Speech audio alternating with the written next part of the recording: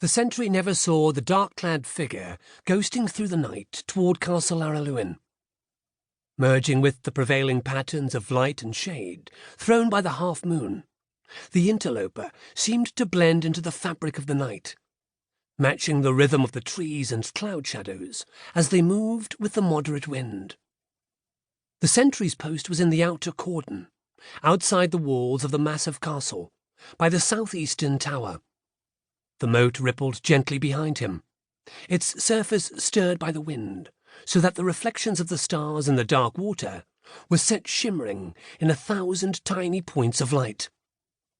Before him stretched the massive parkland that surrounded the castle, carefully tended, immaculately mown, and dotted with fruit and shade trees. The ground sloped gently away from the castle. There were trees and small shady dells where couples or individuals could sit and relax and picnic in relative privacy, sheltered from the sun. But the trees were small, and they were well spaced out, with plenty of open ground between them, so that concealment would be denied to any large attacking force. It was a well-ordered compromise between the provision of privacy and relaxation and the need for security, in an age when an attack could conceivably happen at any time.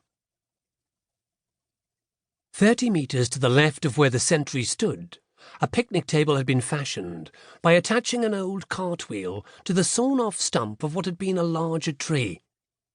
Several rustic benches were placed around the table, and a smaller tree had been planted to one side to shade it at noon. It was a favourite spot for the knights and their ladies, affording a good overview of the green, pleasant parklands that sloped away to the distant dark line of a forest. The intruder was heading toward this table. He slipped into the shadows of a small grove 40 meters from the bench, then dropped belly down to the ground. Taking one last look to get a bearing, the dark figure snaked out of the shadows, face down, heading for the shelter of the table. Progress was painstakingly slow. This was a trained stalker who knew that any rapid movement would register with the sentry's peripheral vision. As shadows of clouds passed over the park, the crawling figure would move with them, rippling unobtrusively across the short grass, seeming to be just one more moving shadow. The dark green clothing aided concealment. Black would have been too dark and would have created too deep a shadow. It took 10 minutes to cover the distance to the table. A few meters short of the objective, the figure froze as the guard suddenly stiffened, as if alerted by some sound or slight movement, or perhaps just an intuitive sense that all was not quite right. He turned and peered in the general direction of the table, not even registering the dark, unmoving shape a few meters from it. Eventually satisfied that there was no danger, the sentry shook his head, stamped his feet, marched a few paces to the right, then back to the left, then shifted his spear to his left hand and rubbed his eyes with his right.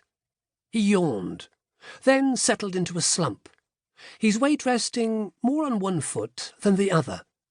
He sniffed wryly. He'd never get away with that relaxed posture on daylight sentry duty. But it was after midnight now, and the sergeant of the guard was unlikely to come and check on him in the next hour.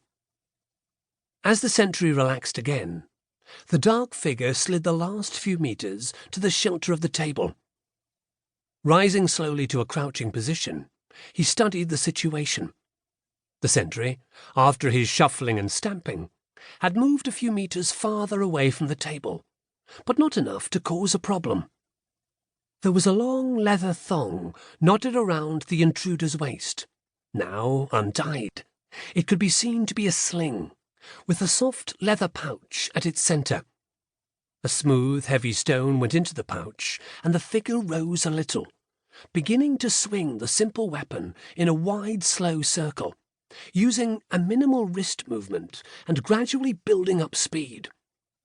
The sentry became aware of a foreign sound in the night.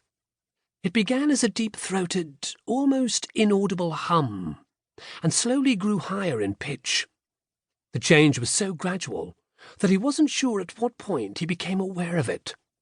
It sounded like an insect of some sort, a giant bee, perhaps. It was difficult to detect the direction the sound was coming from.